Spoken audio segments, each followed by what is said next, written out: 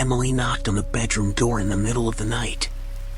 We let her in, and she snuggled up with us in the bed. For some reason, we were all scared. Suddenly, someone knocked on the door again, and we heard Emily's voice outside, asking us to let her in. Music, good evening, everyone. We know you enjoy short stories, episodes with multiple different paranormal tales, but also that every now and then you really like it when a single long story is told throughout the whole episode.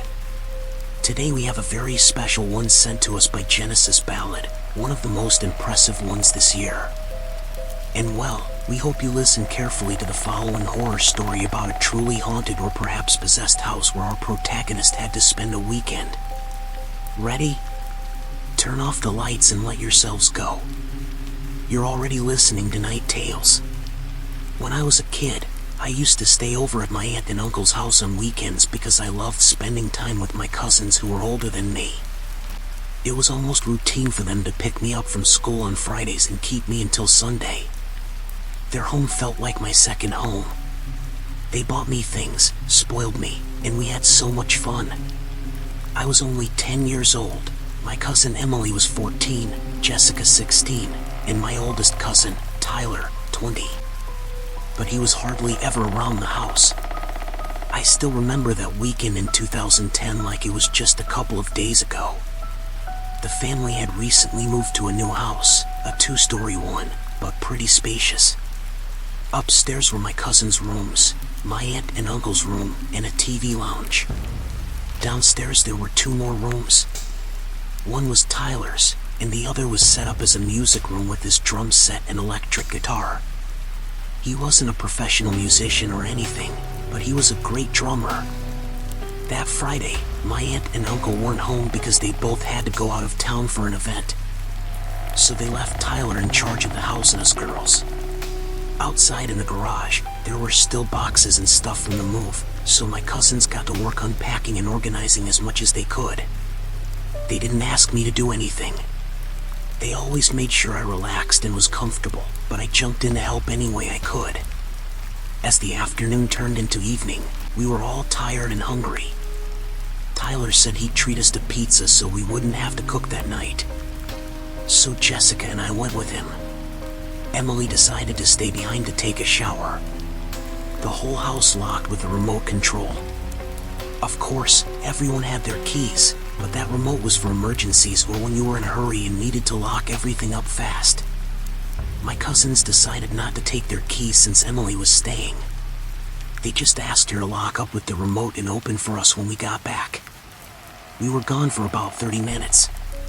When we returned, Jessica texted Emily letting her know we were outside so she could open up. Jessica started getting frustrated after 5 minutes with no reply. Maybe she's still in the shower, Tyler said, looking up at the balcony of the master bedroom, which was my aunt and uncle's, where Emily said she'd shower. From where we stood outside the gate, we could see that room clearly. The balcony doors were big glass ones, covered by white vertical blinds, so if someone opened the blinds, we'd see them full body. So there we were, waiting to see my cousin through the doors. Jessica called her one more time, and that's when we saw Emily peek through the glass, holding the blind with one hand and her phone with the other. Her hair was wet, and she had a towel wrapped around her body. Open the damn door. I told you a while ago we were here, Jessica said, already desperate and annoyed. The hunger we all felt was making us nervous and irritable. We just wanted to get in and eat. Hold on, I can't find the remote, Emily replied, sounding annoyed too. The 2 started arguing on the phone. Jessica was waving her hands around, and Emily was yelling back through the phone, looking at her through the glass. I moved closer to my cousin Tyler and hugged his arm because the weather was getting chilly. Night was falling fast. At one point, Jessica stopped talking. She cut the argument off suddenly. I turned to look at her. She still had the phone to her ear. Her gaze was fixed on the balcony, but her annoyed expression changed to one of worry in an instant. Emily, who are you with? Jessica asked, her voice breaking, full of concern. Tyler and I turned instinctively toward the balcony. There, right next to Emily, was another silhouette, a dark one like a very tall adult standing just beside her. That thing pulled the blind open with one hand and waved at us slowly with the other, moving its arms side to side. My hair stood on end. "What are you talking about?" "I'm alone. Don't scare me," Emily replied, annoyed but with a shy tone. "Emily, get out of there quick," my cousin Tyler yelled right away, shaking and banging the gate desperately as if he could open it. I watched as Emily pressed her forehead against the glass, closed her eyes, and started crying. She was totally frozen. It was clear she didn't want to turn her head or run. "Emily, to your right," Jessica screamed desperately now, trying to get Emily to react and escape. That silhouette was still there, not stopping that weird waving greeting toward us. Tyler was already climbing the gate at this point, trying to find a way up to Emily, even though the house was locked. His goal was to climb to the balcony and open the bedroom door from there or break it. That silhouette closed the blind and vanished from our sight. At that moment, we saw Emily finally turn her head and close the blind too, disappearing from view. Jessica hung up the phone and with shaking hands was trying to call emergency services. The only thing we could think was that there was an intruder in the house and Emily was in danger. I was shaking with fear. That whole scene had shaken me up badly. Seeing my cousins desperate, Emily crying, it all caused me so much anxiety. I didn't know what to do or how to react, and I couldn't help in any way. I saw Tyler had made it up to the balcony. He yanked the glass door hard to get into the room. The house alarm started blaring. Jessica turned toward the balcony right away and stopped what she was doing with the phone. She hadn't made the emergency call yet. We heard the alarm turn off, and the gate finally opened, letting us in. Jessica grabbed my hand, and we approached the front door. She opened it very slowly, her hand still trembling. "Stay here," she ordered as she poked her head through the door, yelling for Tyler in a strong voice, asking if everything was okay. Tyler appeared on the balcony and with a calmer voice said, "Come in, everything's fine now." Jessica left the front door open in case we needed to run out. We still weren't sure if someone was hiding somewhere in the house. She told me to sit in the living room and not move while they searched the whole house. I remember sitting there for a long time. I don't know exactly how long, but I just heard my cousins talking quietly to each other and going up and down the stairs. Tyler came to get me in the living room and closed the door. "Everything's fine. No one's here. It was just a scare," he said in his calm voice. He sat next to me and hugged me. "Don't worry, it was just one of our scares," he whispered, trying to calm me down. We stayed silent for a few seconds, and then with a more upbeat voice, he said, "Let's eat dinner and then watch a movie, all of us. Whatever you want." "Okay." I turned to look at him. He had a smile on his face, and I smiled too, shyly nodding at his suggestion. However, Tyler and I ate alone at the table. Jessica and Emily didn't come down until later. Jessica looked more relaxed, but Emily had a very serious expression. She didn't talk for the rest of the night. Now, I need to pause here because there's something I haven't explained yet. This family had always experienced things like this, but up until then, I hadn't gone through it with them. They said it was normal for things to move in their house, to hear voices, sounds, shadows, and so on. For them, living through these scenes was already part of their daily life. But I also have to say that these events stayed within limits. Meaning, something like what happened that night was way too strange, even for them. Seeing an apparition like that for a long period was cause for alarm because they didn't know if it was something real that could put us in danger or just something tormenting them. They didn't know if it was something that followed them from the old house or something that lived in this new one.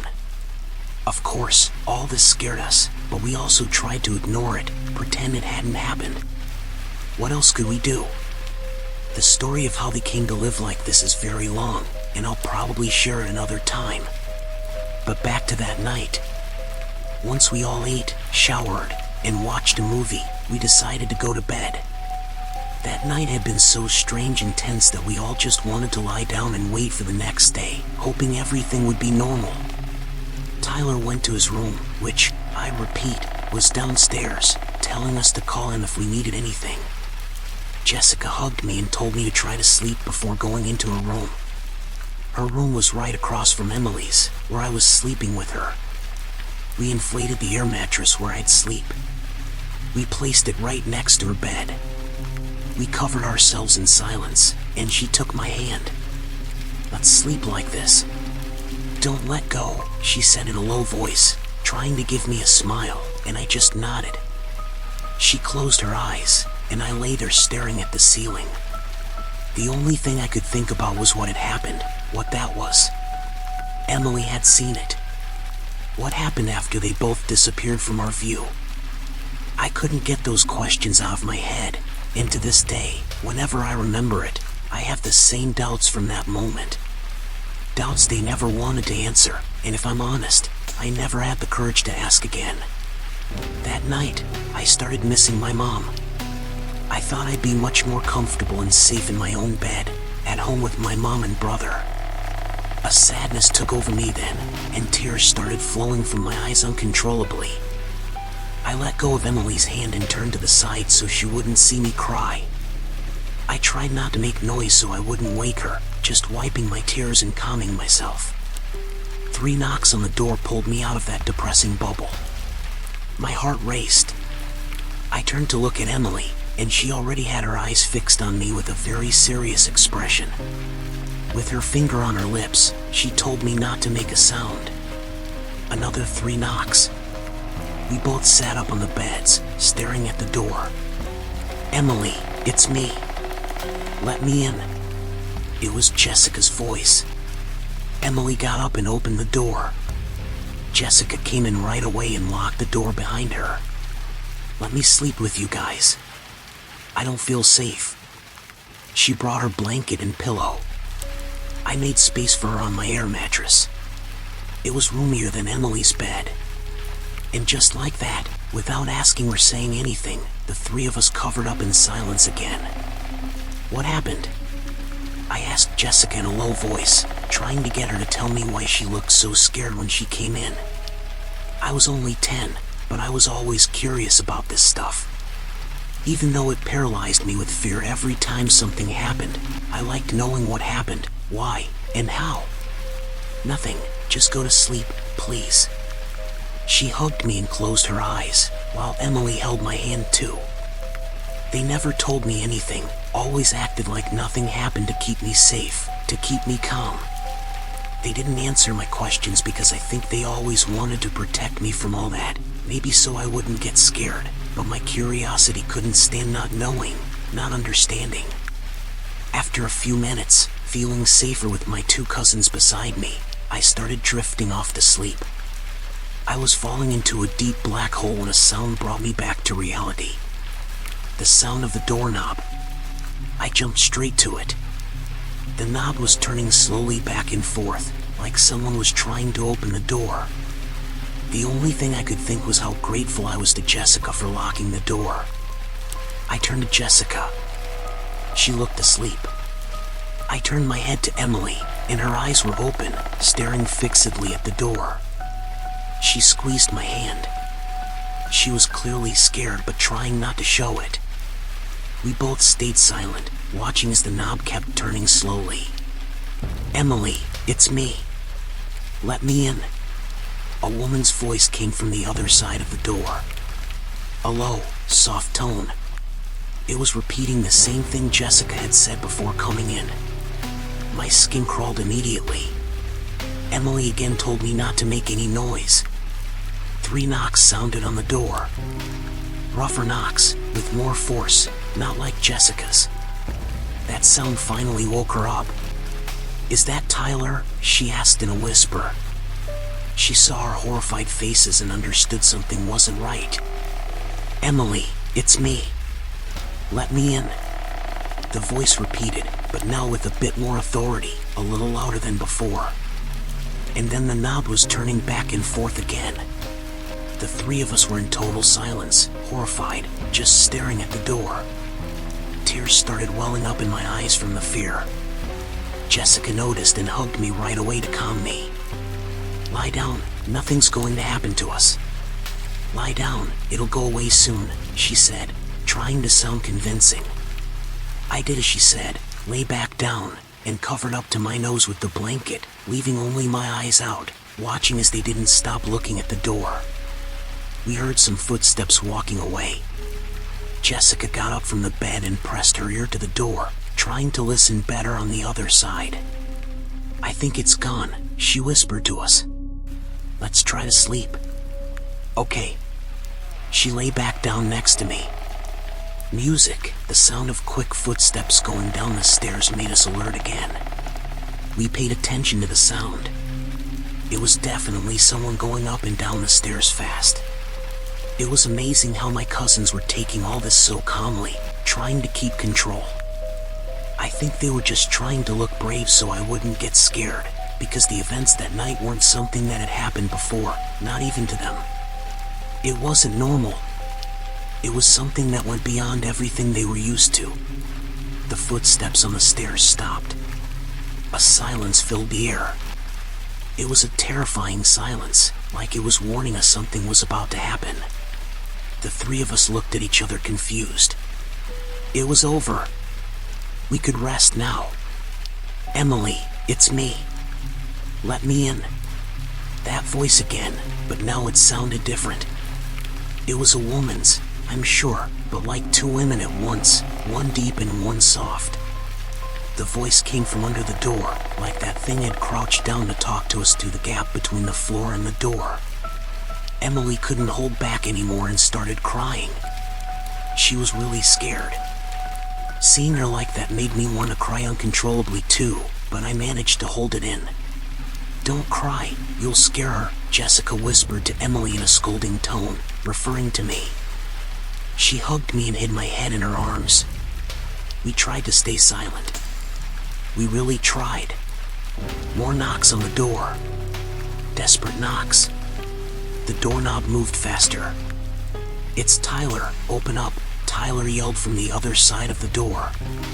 Jessica got up right away. She was about to open it but stopped. She turned to Emily. "What if it's not him?" she asked. That's exactly what I was talking about earlier. Sometimes things felt so incredibly real that we didn't know when something was truly real or not. "Open up, please," Tyler yelled again, his voice breaking like he was crying. Jessica didn't hesitate anymore and opened the door. Tyler came in immediately, locking the door behind him. He was crying, terrified. Seeing him in that state made me lose control. I just wanted to go home, I thought as I cried inconsolably. I had been trying to be brave because my cousins were trying so hard too. But seeing Tyler, my older cousin, the guy who took care of us and worried about us every moment, in such a vulnerable state made me feel like we were in real danger. "What happened?" Jessica asked her brother with a worried tone. "Cover your ears," Tyler ordered me, and I obeyed. I didn't want to know anymore. I covered my ears and curled up in the bed, just watching as Tyler cried while telling Jessica some things. I guess about what he'd seen outside.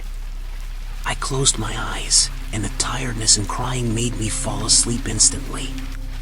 The next morning, when I opened my eyes and saw the room lit by the sun, I felt a huge relief. Finally, that night was over. I thought. I looked at the clock on Emily's dresser. It was 9 in the morning. Emily and Jessica were still sound asleep. Tyler wasn't in the room. Was everything that happened last night real or a bad dream? That morning felt so calm, so different, that I couldn't believe we'd gone through something so awful. Honestly, I thought I'd dreamed it all. I got up quietly from the air mattress, put on my slippers, and left the room to go straight to the bathroom. While I was there, I kept thinking it had all been a dream, a nightmare. But then, why was Jessica there with us, and Tyler? I left the bathroom, and the smell of pancakes made me hungry. I went down to the dining room, and the table was set for breakfast. My aunt was in the kitchen. "Good morning, sweetie. How did you sleep?" my aunt asked with a smile. The drastic change from what happened the night before to what was happening that morning felt so unreal that I started feeling very strange. "Good morning, Aunt. What time did you get back?" I asked, ignoring her question. "A little while ago.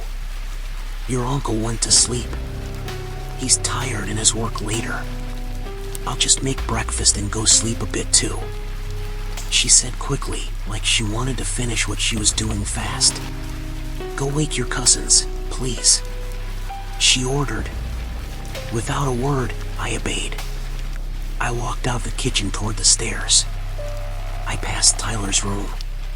The door was open, and inside it looked pretty dark. He couldn't sleep with light, so he had blackout curtains that didn't let in even a tiny ray of light. The darkness of his room always gave me chills. I went back to my aunt. "And Tyler, Aunt?" I asked. "He just left, sweetie. Said he had things to do." I just nodded at her answer and went up to wake the girls. Breakfast was pretty weird. Even though the house felt peaceful, between us there was only silence and a tense vibe, like we all wanted to talk about what happened during the night, but no one had the courage to say the first word. We just looked at each other and ate in silence. As the afternoon turned to evening, we went with my aunt to drop Jessica off at a party she had that Saturday. We picked up a friend of Emily's who was staying over that night. It was a plan they already had. The rest of the day up to then, we tried to make everything flow normally, without talking about what happened. It was even starting to fade from our minds. The girls were more relaxed now. My aunt and uncle didn't know anything, and Tyler wasn't home all day. Emily, her friend Katie, I think that's her name, and I stayed downstairs in the living room so we wouldn't bother my aunt and uncle with noise. They were already upstairs in their room. It was past 10 at night, so the three of us were in the living room watching High School Musical 2. We were in pajamas, eating popcorn, sitting cross-legged on the couch in front of the TV. All the lights were off, just the TV lighting the area. I still remember the exact scene in the movie when the nightmares started again. It was that epic scene almost everyone knows where Troy sings on the golf course. My cousin and her friend were excited, singing along. Honestly, I didn't know any of the songs from the musical, so I just watched quietly. Focusing on the sound, I started feeling like something didn't fit. It was the drum sound. The hi-hat wasn't syncing with the song's rhythm, and it was starting to bother me. Emily noticed my annoyed face and stopped singing to ask if I was okay. All I did was put my index finger to my ear and with a serious face said, "Listen." As soon as I said that, Emily's friends stopped too, and the three of us focused on the sound. And even though I didn't tell them directly what I was hearing, they noticed it right away. Emily turned her head toward outside the living room. Leaving it led to the long dining room. Across from that was the kitchen door, and down the hallway to the right was Tyler's room. So seeing Emily's reaction, I understood what didn't fit, what sounded so out of place with the music. It was my cousin's drum set. Katie asked right away, "Didn't you say your brother wasn't here?" "Music," Emily told us to be quiet. The mood changed in a second. Katie and I stayed silent, looking in the same direction as Emily, while she walked slowly out of the living room. She stopped at the dining room archway and turned toward Tyler's room. When she did that, the hi-hat stopped. Katie turned to me. She looked confused while I started feeling my skin crawl. "Tyler's not here," I whispered to Katie, sounding like a scold. I didn't know exactly where the sound came from, but it seemed like from the hallway. Emily came back quickly to us, and I jumped up from the couch right away, ready to run to the garage if needed. "Calm down, nothing's happening. Let's ignore it." "It's okay," Emily said softly. She wasn't as uneasy as me, so she just tried to calm me down sweetly. I nodded and sat back on the couch. Honestly, I don't remember Katie's reaction, but the three of us covered up with a blanket and tried to ease the tension that had built. Emily rewound the movie to where we'd left off and turned the volume up as high as it could go to avoid any other sounds distracting us. Thanks for sticking around, everyone. In a moment, we'll continue with this story, but first, we want to remind you to subscribe to this show, subscribe to Night Tales, and become part of this community, the best community on the internet. It's free, and you won't miss a single story. In the description, we left all the links you need to find our social media, the email to send your stories, and where to buy the book while there are still copies available. And now, let's continue. Not even 5 minutes passed when we started hearing a dog's barking. Right behind the house in the backyard. To get there, you had to go through the kitchen, which, I repeat, was right next to the dining room. We only had a view of the dining room from where we sat. I watched as my cousin started crying.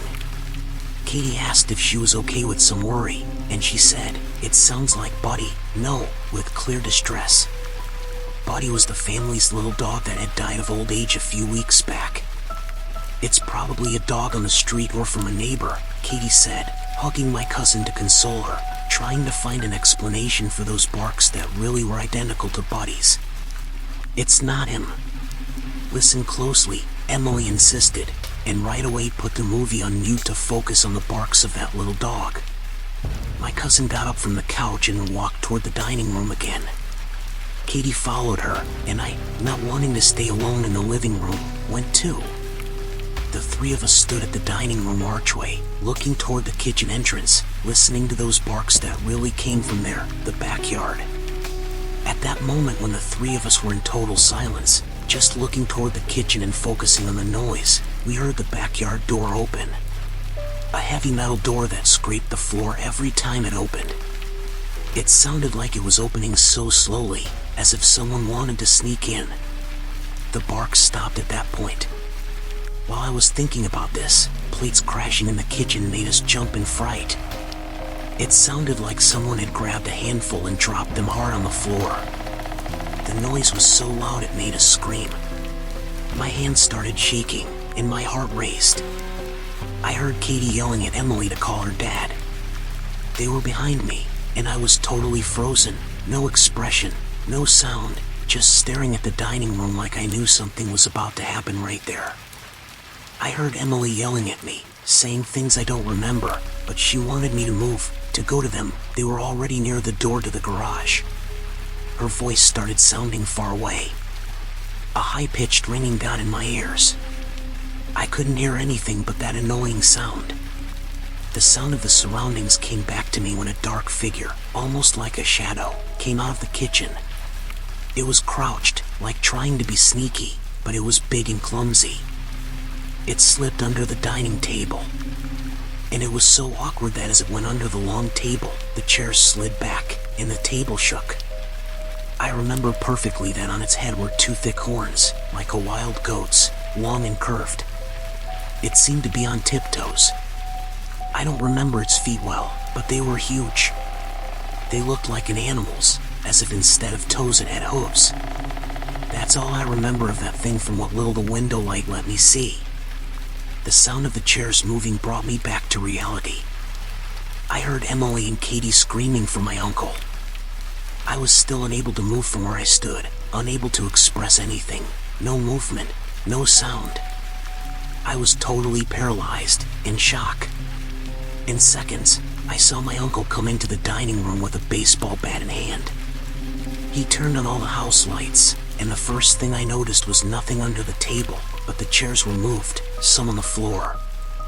I felt my aunt's hands on my shoulders, and she told me to get out of there. She led me outside with the girls, and as she guided me, I couldn't stop looking at that scene. I saw my uncle head to the kitchen and then lost sight of him. My aunt, Emily, Katie, and I were in the front yard. My aunt was consoling the girls who wouldn't stop crying and shaking. I couldn't believe what had happened. My shock was so big I never could express anything. My uncle came out of the house with the bat still in hand while talking on the phone with the other. Apparently to emergency services. He told them someone had broken into the house and needed a patrol car. About 10 minutes passed when the police finally arrived to help.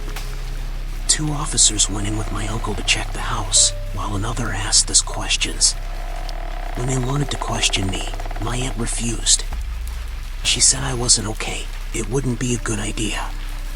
Honestly, at that moment, I just saw and heard everything happening. I'd seen something paranormal before, but nothing like that experience. And actually, throughout my life, as I grew up, I kept experiencing things with no explanation. I kept experiencing things outside the normal, but specifically that night something changed in me completely. My view of reality, of what's possible. What is real? I asked myself for many years. I started losing rational thinking. That night, someone really broke into the house. And how did they get in?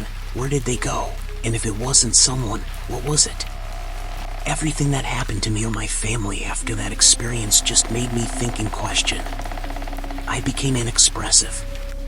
Yes, I felt fear, but I never showed it. I just thought and questioned. Why? How? I remember the officers telling my uncle as they left that they'd patrol around during the night and if we saw anything else, to let them know right away. While my uncle saw them off, my aunt took us to Emily's room, where the 3 of us would sleep. She asked Katie if she wanted to go home, but Katie said no. She said she felt calmer and didn't want to worry her mom. My aunt tucked us in and with a face of total anguish apologized, as if that event was her fault, which it clearly wasn't. She turned on a night light for some light in the room and left, closing the door. Katie and Emily lay together on the air mattress, and I on Emily's bed. The 3 of us were in total silence. We were still on alert. It was barely 11. All that had happened in an hour or less. The adrenaline wouldn't let us sleep. What was that? Katie asked in a whisper. I don't know. I don't know what to tell you, Emily replied. Again, I think the mood got tense. I started feeling really cold, so I covered up to my nose. They asked if I was okay, and I just nodded without taking my eyes off the ceiling. Did you see? Did you see that thing had horns? Katie asked again. Emily didn't answer. I turned to look at Katie. She had her gaze fixed on the ceiling too. She looked thoughtful. I realized that I hadn't imagined it. That thing really had horns, and I could only think about that. Let's not talk about that anymore, Emily said finally. Let's not talk about that anymore, said a deep male voice inside the room with us. The night light went out. None of us screamed. For some reason, we just sat up immediately on the beds, looking at each other, staying totally silent, trying to figure out where that voice came from. My heart started racing. I felt like I couldn't breathe. I still have a perfect memory of Katie's face when they pulled her by the legs, when they tried to drag her off the mattress. Right after, the bed I was on started shaking like someone big and heavy was under it moving around. The only thing that came to mind was that we were going through an earthquake or something. I leaned against the wall. I watched as Emily grabbed Katie's hand to help her. Their mattress lifted like someone under it stood up suddenly, and they slid to the floor. The mattress ended up on top of them. Only then did we scream. Emily screamed for my aunt and uncle with a force I'd never heard before. I was paralyzed again. I couldn't move from the bed. It wasn't shaking anymore, but I couldn't move. I ran to the door, and when I opened it, I found my aunt and uncle very scared. They turned on the light and immediately helped the girls out from under the mattress. They didn't even ask what happened. They just calmed us and got us out of there. We all went together to drop Katie home. I remember my aunt apologizing 1,000 times to the girl for the bad experience that night and that she wouldn't ask her to lie to her mom, but still, Katie said she wouldn't tell her parents about that. After dropping her, my uncle took us to a convenience store for coffee and pastries, and we stayed near a park for a while in the car, sipping coffee and chatting to distract ourselves. The last thing I remember from that night is opening my eyes and seeing my uncle carrying me up the stairs. They laid me in their bed with them, and there I fell asleep. My aunt and uncle were never religious. I never heard them pray or ask God about the things happening around the family. They knew perfectly well there was an evil surrounding them, but they just tried to ignore it, just tried to live with it. That's how that family always was. I remember my grandma, rest in peace, who was very religious, always prayed for them. She begged them to turn to God so those things would stop, but my uncle always used the same response. "Oh, Mom, if you only knew that God abandoned us." Months after this event, they found another place to live and didn't hesitate to move. Though in the end, it wasn't the houses that held those events, it was them. It always followed wherever they went. Clearly now we're all older and avoid talking about all that. My uncle has another family now, and my aunt became solitary. My cousins got married. My cousin Tyler, rest in peace, died in his 20s. And with time, with everyone living separate lives, the events calmed down little by little. Now it's just a story no one wants to talk about. I always had many questions about that weekend, things I can't forget, those voices, the woman trying to get into the room, that presence that shook our beds, the thing next to Emily on the balcony. It was an awful weekend, one I could never forget, one that totally changed my perspective. Even at 26 years old, I'm someone who can't express myself. I'm a bit introverted. Any event that causes me fear or danger, I take with too much calm. So much calm it scares people. I became someone always on alert, looking for escape routes for anything that might happen. And it's something I worked on in therapy for many years. I overcame many things from my childhood, including those events. So now I can talk about it calmly and finally share it with you all, community. Whether you believe me or not, that's up to each person who listens. I thank you for the trust in hearing me, for receiving my story. Have a good night, everyone. But sometimes, late at night, when the house is quiet, I still hear faint knocks on the door, and I wonder if that shadow with the horns is waiting just outside, ready to wave hello once more.